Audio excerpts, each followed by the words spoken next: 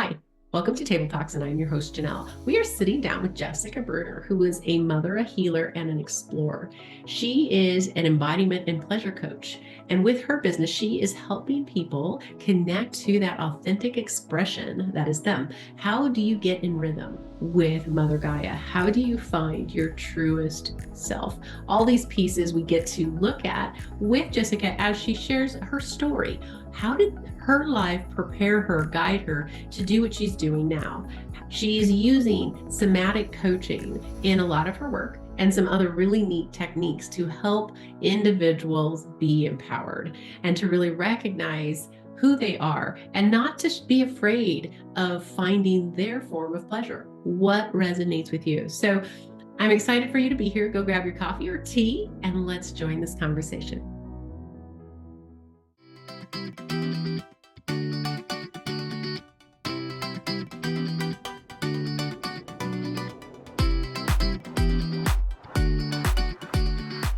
Jessica Brunner, thank you for joining me here at Table Talks. I'm looking forward to hearing about your story, but welcome first. Thank you. Thanks for having me. I'm excited to be here. You're so welcome. So you're a mother and a healer and an explorer, just to name of a few things. You also are an embodiment and pleasure coach. But before we go in and start talking about, well, what does that mean and what's that look like?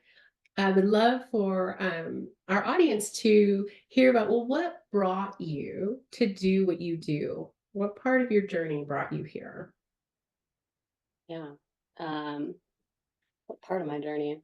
Well, I guess I want to start by saying it's not a Cinderella story. Like it's not a one and done kind of thing. It's a continuation of shit that keeps going on in my life. And I think it's been built on many happenings. And when I think about where I started this journey, it'd be probably I was a young mother, and I was with my ex for 7 years, and just I was very disembodied, very unhappy, and um, I got diagnosed with thyroid cancer. And I was like, there's no way they're going to take my thyroid because that happened to my mom and she's all messed up now. So I went into yoga teacher training, and that was my first experience with like the spiritual world. I had never done anything like that before. So I started doing yoga, and then that kind of led me to leave my partner. And then I became a 21-year-old again. This was when I was 27, and it was like I was a brand new person and I was exploring. And my ex took my kids and stole them, took them to Texas. So that was another moment of my life where it was like, I've got to figure something out here. It was a catalyst for growth, so much growth. And I got my kids back, and from there it's just been I found this embodiment and empowerment workshop, like a 3-day workshop. And in the moments that I was there and the hours that I was there, it was this flash of light that this is what I need to do. I need to help women. I need to have women's circles. I need to do something here. And I had no idea how to do it. So I got a coaching certification and I started hosting workshops, and it's just been building. But it's always going to be like, yes. It's never just, come on, coach with me and I'm going to heal you. It's always like, you're going to keep going through your ups and downs. And it's all about coming back and figuring out your truth, aligning with your truth, and bringing that forward. So you mean there's no magic wand that we just can't flash over everything and like, oh, that's over that. No, there's no magic wand. And I say the Cinderella story, but those are words from this business mentor, Kelly Deals. And she teaches entrepreneurs how not to market as this Cinderella story, because it's not true. You can't give people this magic wand and everything will be fixed. Yeah, isn't that true? And there's real reasons for that, isn't it? It's as we unfold our journey and we work through our shit. It's our teacher. Those are there intentionally. They're there to get our attention sometimes. Would we even shift if everything was just so rosy? I wouldn't. I have to be, for whatever the reason, I have to feel uncomfortable enough to say, okay. what am I supposed to see here? What am I supposed to learn here? So yeah, it's not a Cinderella story, but yet it is our story. Yeah, it's our story. It's a beautiful story. Yeah, and it's a beautiful story. So as you were going through and you're sharing like, okay, you hit these walls, what was it that made you feel like, what were you feeling and thinking that made you think, okay, I need to shift like this? Because we have lots of choices. What do you Mm. think was that piece that caused or affected or drew you to shift the way you did, or the direction? Mm. Yeah, I I couldn't even tell you what exactly it was. The first time I literally went outside and it was a super moon and I was talking to the moon and I was like, please tell me what to do. I don't know what to do here. And Yeah. it's like you're on the edge of a cliff and you don't even know if you made the right decision until you jump. Mhm. Sometimes you don't make the right decision and you have to crawl back up and make a different decision, but it's it's a felt knowing that it was the right decision and then you keep following that. Yeah. So, And there is that point of in our lives, back that it's a journey. There's a point in our lives that there's a feeling of surrender, because that's what I'm hearing in your voice. Am I correct? There, we reach a place where it's like, I need help, and there's a feeling of surrender. I need, tell me what to do. yeah. Yeah, there's definitely a little bit surrender that needs to happen there. Mm. And there has to be a knowing that, because like you said, it's so easy to be in our safe comfort zone. So how do we get out of that? By shaking the snow globe. Yes, bless that snow globe. Okay. So you said you had a knowing. Was this when you look back? Because sometimes when we look back in our early years, our early childhood, we see kind of some things that we didn't see while we were there. Did you have a knowing, this under kind of a knowing type of guidance when you were little? Mm. I can't say that I did definitively. I feel like I had a great childhood, and somewhere between 11 and 14, something happened, and I became consumed in my narrative, like the narrative of this is how you're supposed to be and this is who you're supposed to be. Okay. And I just lost myself completely. In Like, that hmm, in that space. yeah, Okay. This is how it's supposed to look. So maybe even some of the language that people use are like limiting beliefs, things that culture teaches us or whatever, and wherever we get this from. And it, would you say that separated you from you at that time? Then you said you lost yourself, was then that separation. it completely insulates you from you. It's a barrier to your knowing. Mm-hmm. And I feel like every single person has this narrative that's told to them through the society, through their parents, through whomever. And it's going to be subtly different for every person, but it's hard not to hear that narrative it's hard not to be changed by that narrative, even a little bit. It's really hard. I mean, the pressure is real. The pressure's on. Because we get it from there's a peer style pressure. There's the family unit. Mostly it's very loving and it's not meant to be, a negative. But then we see what we see on TV and whatever we're attracted to or connect to, and that defines beauty, that defines acceptability, that defines smart, all these things that are our identity.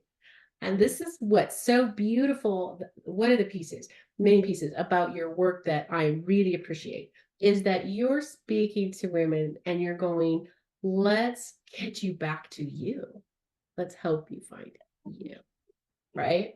So let's break that down. You're using a somatic process and a high feminine energy as one of your ways that you're leading clients to find their beliefs. So let's break those pieces down and give them a picture of, well, what is a somatic process? What's that even mean? Yeah. It actually can mean many different things to different people. There's somatic processing, which is a highly psychological traumatic modality. It's for working with traumatics. And I don't work specifically with women who are going through anything traumatic. I'm at the point where, yes, we all hold this trauma and you're going to move past it. And now there's some things that are different in your life because of it. We're going to move from there to where you want to be. So I'm not dealing with active trauma, but it's based in somatic processing. So I work with the internal felt sense. I help women access. So the internal felt sense is the root texture of everything. It's like your emotions, your feelings, what you're smelling. So we have the five senses. And then if you feel sadness or if you touch something, what is the root texture that you're experiencing inside? Or the way that you feel sadness is going to be subtly different than the way I experience sadness inside my body. So I help women develop more presence with how they interact with the world. And that's the somatic piece of it. Oh, interesting. So, and you're using a sensory. So in the learning, when I'm wearing my learning hat, there's the sensory diet. So we feel and touch rough surfaces, smooth surfaces, cold surfaces. We smell lemons and limes and oranges. And so is it that type of thing? I've done workshops kind of in that sense, but it's more if you came into a session with me, we would map a goal. Like, what are you struggling with right now? I'm having this pattern in my life that I keep distancing myself from men, and I don't know why. Okay. So I help you. We piece that apart, and we move into your body, and we say, well, what actually are you feeling towards this? How are you acting towards this? How do you want to be feeling about this? Okay. What do you see yourself doing in the future if you weren't doing this? And then we have a somatic conversation. So during a session, my client's eyes are closed. And if you're actively dealing with trauma, that's very difficult to feel safe in closing your eyes in front of someone. Mm-hmm. So safety is a deep base for my coaching, creating a safe space for for women to just settle their bodies and tell the truth about what's happening in their life. Okay. And is this could you talk about aligning with our truth? And it's so common, and those that are joining this conversation, I think you're going to relate to this as well, that it's so common to not speak our truth even to ourselves. And there's such a distance between this is my truth and this isn't my truth. How do we sort through that? I mean, holy cow, when you develop enough neurological patterning that says this is my truth, this is my truth, how do you help us shift to feel that, see that? Yeah. It's not a Cinderella story. Right. It's a journey. It's not a magic wand, but it's a practice. It's a practice of, number one, you need to create that space to shut everything else out. And in this productive masculine society that we live in, you need to take that time to shut your eyes down and really feel or ask yourself, what am I feeling about this? You need to create the space. So in a sense, you need to be ready to ask yourself that question. Maybe you're tired of what's been going on in your life. And then it's a brave space that you have to be in, because you are facing probably some of your deepest fears when you're listening to your truth. I think let's highlight that. We're facing our deepest fears. There's reasons that we move away from that truth often, isn't it? I mean, there's some shallower reasons, and then there's some really big reasons why. And being brave, being bold, having some self-love to face that and say, it's okay. It's okay. We can start facing what is really scaring me here. Yeah. So when we reach the place and we find the thing that's scaring us, because I think at the root of some of our biggest caverns and walls, like I said, separating us from our truth, are these fears. So when we touch up against that and what do we do at that point? We weren't taught this as children. But you have to sit with it and you have to love it. And it is counterintuitive. It's the opposite of what you want to do, but it's like, hey, I'm so jealous of you, and I'm just going to feel how jealous I am of you. And it's really bringing back pieces of yourself that you have shut the door on. And this is not like, this cannot be as simply stated as, yeah, you can just hold a water bottle to your heart. Some people hold such deep traumas that it takes years to even face some of these pieces of your past. So definitely variability in how easy or difficult it is to face this stuff. And honor that journey, honor that process. Yeah. If it's big, just honor that it's not an instant shift necessarily. We're not going to say it's never going to be, right? But it's not necessarily. Yeah. Yeah. And self-love, what role does self-love play in this process? So much self-love is needed. Hmm. And yeah, even, I mean, self-love starts with taking that time to listen to yourself. So it's part of every single piece of your journey. And yeah. I feel like self-love is one, it can be one of those words we throw out there that we build, we make posts out of and people like on Facebook as they scroll by. It's like the old time thought is I'm gonna crochet that on a pillow. And but let's give from your experience and the different people you've worked with, self-love is going to look differently. It's going to be a very individual thing. So what are some examples of a nurturing self-love? So self-love could look like choosing not to get into my emails first thing in the morning. Mm. And it could be going outside and sitting with my coffee and reading my book and looking at my huge tree. That could be my self-love. But for someone else, self-love it's so simple. I mean, it could be telling your partner that the sex that's happening is not exactly what you want in that moment. So and that could be a really scary self-love to speak about. Mm. And so self-love can be scary when other people are involved, which really has to do with like boundaries that you hold. Boundaries are self-love. Just knowing your yes and your no that's all wrapped up with self-love, and being able to speak up for yourself and have agency for what you need is self-love. So self-love can be so variable. So it's really tying back to this truth thing, isn't it? Here, as you teach women to find and be in their truth, that's where we find how we can best self-love ourselves. If we don't know our truths, can we find our self-love? Or what nurtures or brings that self-love to us, right? We need the two together. Yeah, in fact, you might be self-loving yourself in other people's ideas of what self-love could be. But what everyone else thinks is self-love is what you're doing, instead of, oh, actually, what I need is this. Yeah, so the two rhyme together, finding your truth, sit with your truth, and then you're going to know what you need. And that need is an act of self-love. Mm-hmm. I love that. Like, oh, lights shine on that statement, because we need it, and we seek downtime. Like one of the perils of being alive is how busy we can be. Yes. And that and doing for others, and not that that's a bad thing, but it can be an addiction, or we feel we need to, but we just do, and it just drains us to zero. And then we're looking in the mirror just like, where did I go?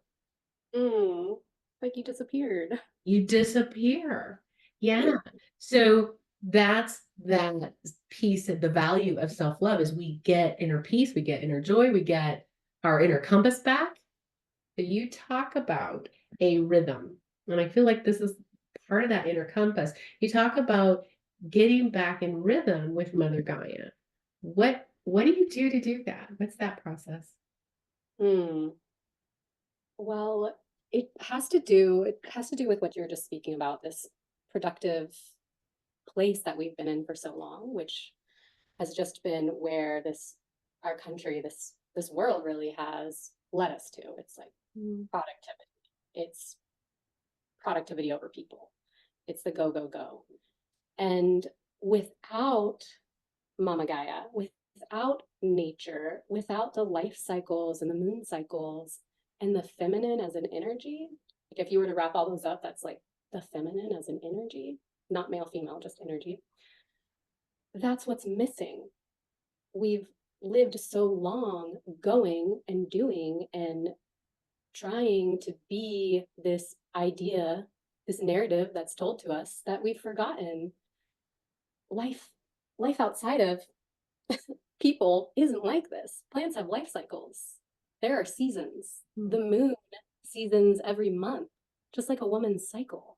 Like, we are linked intricately to nature. And recognizing that and bringing that back into your life really lets you let go of always going 100% of the time. So what can that look like? Give us some examples of how being in rhythm, because I know it's going to be individual to individuals because we are, unique, but some examples of how that can look. Yeah.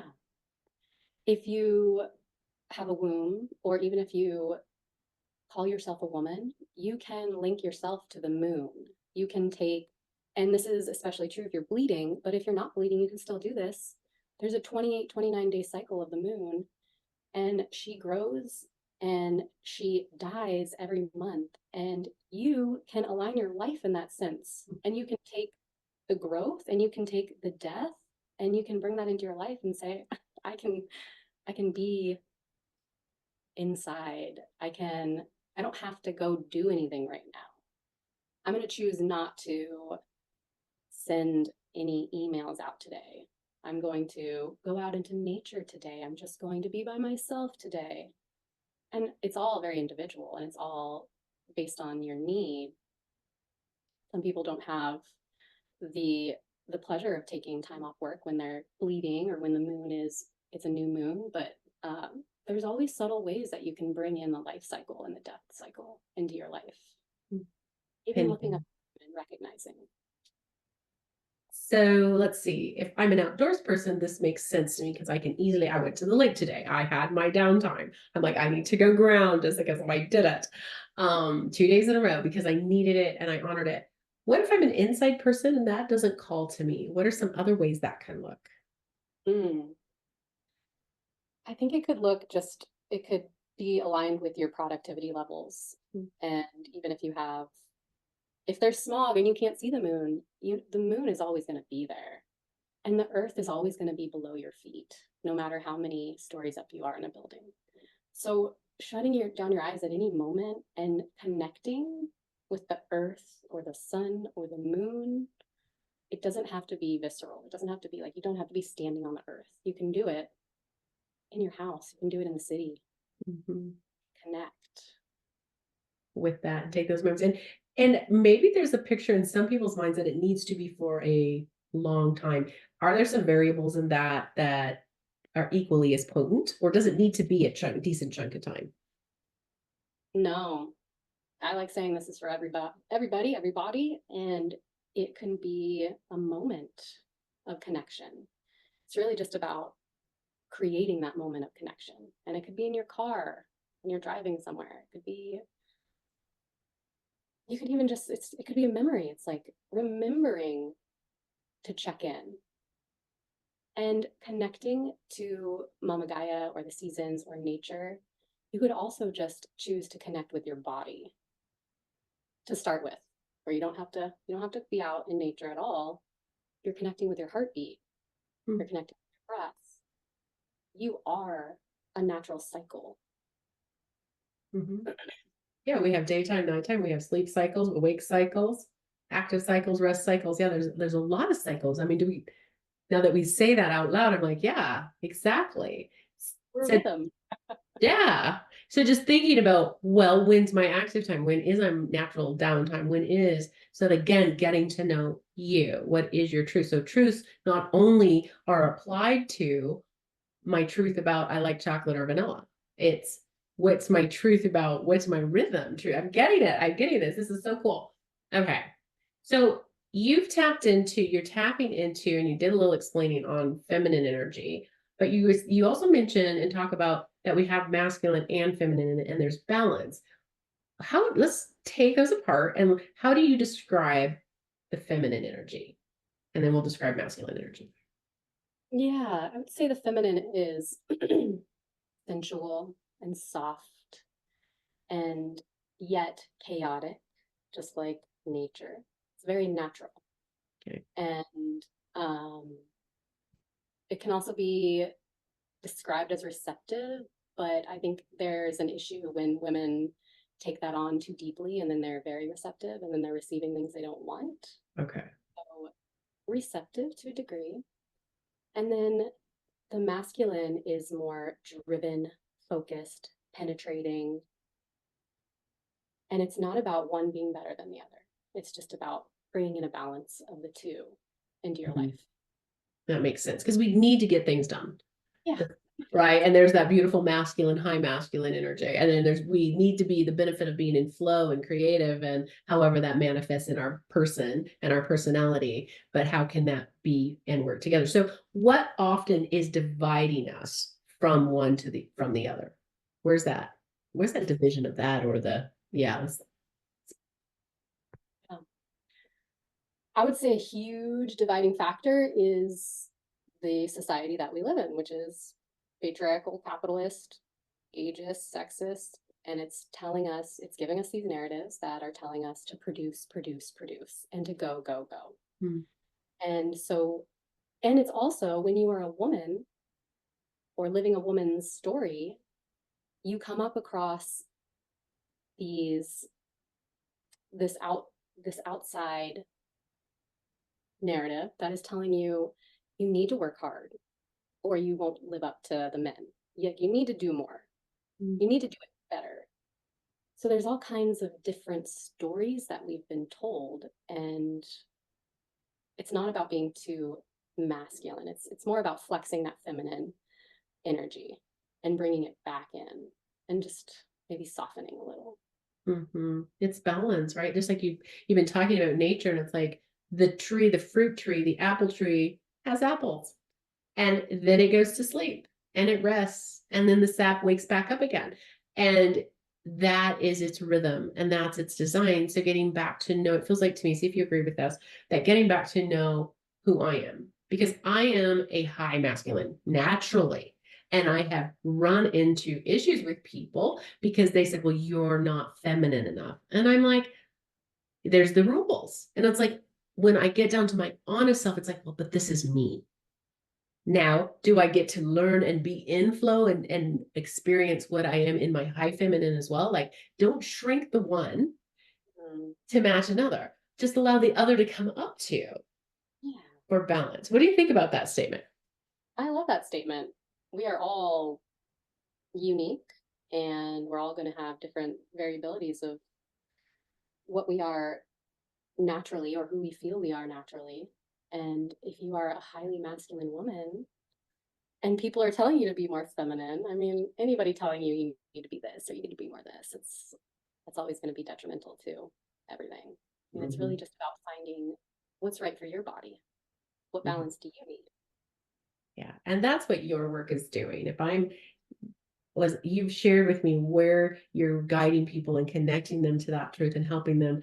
It's a shedding, isn't it? Okay, that isn't you. Nice. So what is? And that process as they journey with you, whoever they are, however it looks for them. Correct? Yeah. Okay. What do you wish people would ask you? What do you wish people would know or could know or would ask you to know? Like for them? Yeah, sure. As in they're asking me for They're asking advice. Yeah. The question that you would really like people, you think it'd be beneficial if they asked this, if they were seeking this. Maybe it hasn't come across their consciousness yet. How do I access pleasure on my own terms? I like that question. Why do you like that question?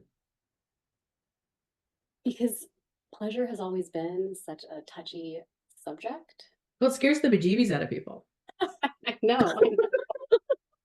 That's rude, right? It scares the bejeebies.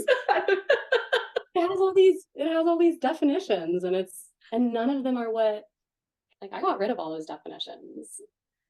For me, pleasure has been created in my life as aliveness. It's that vitality that flows through us. It's our life force. And nobody can say, I'm not worthy of that. Nobody can say my body isn't right for that. Nobody can fuck with my pleasure. Right. Okay. So if you would answer that question then. Well, the first thing I would say is if you don't feel safe in your own body, it's going to be very difficult to access your pleasure. Hmm. So if you hold a lot of traumas or if you hold a lot of stories of not enough, then even touching yourself is going to be uncomfortable. Yeah. Holding yourself in an embrace or giving yourself the space to feel something. All of that is going to be very difficult. So it's starting with feeling again. Hmm. You got to start by feeling, by experiencing what your body's experiencing, by learning the language of your body. And then I think there's a redefinition that needs to happen. If you want a redefinition, if you want to redefine pleasure in your life, I highly suggest it. And then pleasure is really about it's about your passion. It's like, how, what, where do I feel pleasure? I'm going to move towards that. What outside sources create that feeling inside me? That's where I want to be. Those people I'm with, those are the ones I want to be around. Those activities, those are the ones I want to be doing. So pleasure just starts guiding your life. And that's And flow. And that's flow, isn't it? That's that flow. feminine flow. So it takes us back to how you started this conversation. You bring people to feel, touch, and identify. It's like, to know you, you got to know you, and this pleasure. So it's not only opinions, likes and dislikes, it's layers and depths of who we are, and pleasure is a huge part of that piece.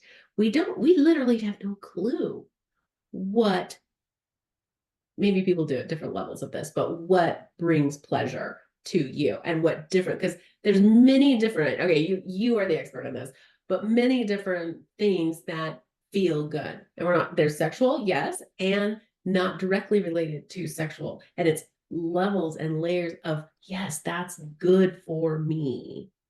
Yeah. Yes, that's exactly it. It's yours. And you get to Okay. decide. And you Yeah. get to decide these. And then you talk about being able to connect to that intuitive bit, that knowing and that intuitive bit, and how much of everything we've been describing directly impacts this knowing in us. I guess it depends on the level of intuitiveness, because there can be a spectrum of like, I see into the future, Sure. or I can feel my yes and my no. Mm-hmm.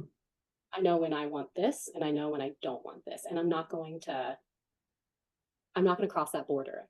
Okay. When my body says no. Mm-hmm. So it has everything to do with intuition, as long as it's like what your body wants. Mm-hmm. What you want, not what the narrative says you should want. That's a common thread in this discussion, isn't it? There's so much about the narrative that has influenced us. I think it influences us down to the cellular level. But the good news is it can be rediscovered, because it hasn't gone anywhere. We haven't gone anywhere, have we? No. It's So right here. it's hanging out. It's going hello when you're ready. Oh, it's screaming at you. It's not just a hello, it's a shake. Maybe you're pushing it down with something, but It's going, bitches. yes, yes, it's calling for your attention always. I love it. I love it. And that's where we get to experience life. What is life except when you really are connected to who you are and you're living that truth? That's life, isn't it? That's where the flowers grow. Yes. Oh my gosh, I love that. Oh my goodness, I love that. Sinking in, actually. So the pauses are about it's sinking into my head. So Pete, you brought, okay, before I'll cut this part out, Jessica, is there anything else place you would like to go with people? Is there any place else you would like to take on in the conversation? Um, I just want to say that there's these symptoms that show up in our life, and I really believe that women need to step away from them and see that there's a bigger problem, and it's not them. Okay, what are these symptoms? Just well, if you were to ask me, how do I know if I'm disembodied or something like that? Like, what are the symptoms that show up when you're cut off from your life force? It's the numbing, it's the people pleasing, it's the productiveness to the detrimental degree. And when you step away from that, you can see that this isn't our fault. Like, I'm not the problem here. I wasn't born this way. We've been shaped this way. So stepping back from that and seeing it's a bigger issue, we can take the shame and turn it into power. And this is another Kelly Deals. I love that woman. She is so powerful. But letting go of the shame, stepping into power, and choosing to change. But like, you're not the problem. Yeah. Yeah. And you're only a shift away. Yeah. Beautiful. And we do have the power, don't we? Yes. So much power. And somewhere along the way, we felt we needed to give it away for different reasons. But let's really put an exclamation mark on no guilt, no shame. Because we do have the power and we can step into it. It's right there. It's part of that whole authentic piece of us. Yeah. Isn't it? That's our power. That's our power. And there's someone going through the exact same thing somewhere. So your shame is somebody else's shame. Mm-hmm. Yeah. And that's probably, is that where you're connecting with community? You really have a heart and a passion for community. Is that why? Yeah. I mean, I think a lot of that it's partly that, but a lot of it is just being in another narrative. The sisterhood, the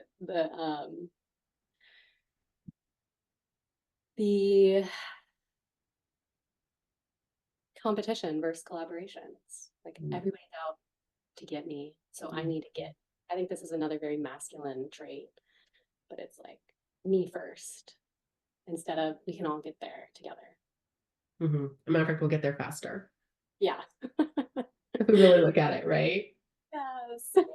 We all have a place. We all have a role. We have an equal value in this, and we'll get there faster if we work together. Mm. That's community. Mm. I love that.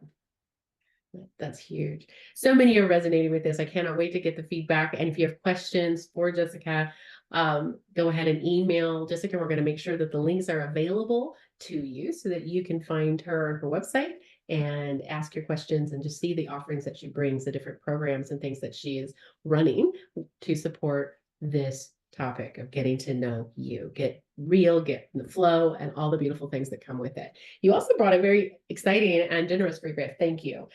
Embodiment and Pleasure, a pleasure session. So I'll just let you give us a little peek into what that's about. Yeah, it's my coaching. It's 90 minutes with me, and we will set a goal together. We'll go into somatic conversation, and then we'll wrap up at the end, and you'll know where to go next. Yeah. Okay. And what would support somebody in their next steps, whatever that might look like as an individual. Yeah. I love that your work is very individual for each person. It's like what fits you. And we can build from there instead of like this canned process. I love that you work very individual with people. Yeah. That's huge. Okay. Well, Jessica, thank you for coming and being a part of TableTalks, sharing your wisdom and your passion for supporting women and they're finding themselves getting back in rhythm. Thank you for being here.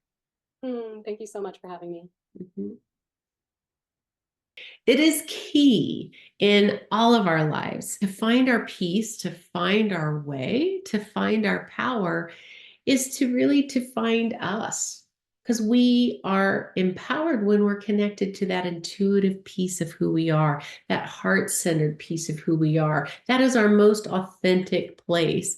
And so how do we get there? There's many ways and healers that have those gifts that bring us to that place. So this is what I love about TableTalks is we get to take a look, another perspective, and what is working for Jessica. So I'm glad that you're here. We're here to hear her story and get some ideas. And if you found that these resonated with you, we have her free gift link in the comments and her website. You know that It's not just about existing. And so many of us are living with a type of blinder. This is all there is for me. But I want to challenge you to step into all of you, to expand your perspective, to expand your identity or what you have perceived to be your identity. Reach out to us at janell@janellray.com is my email. Reach out to me and let's see how we can support you in expanding and reaching your full potential. It's limitless. We can expand your knowing, your perception, your identity. What you are thinking or perceiving, you are capable of it. Just there's no limits. So let's explore and find that together. Glad you were here at Table Talks, and we'll see you at the next conversation.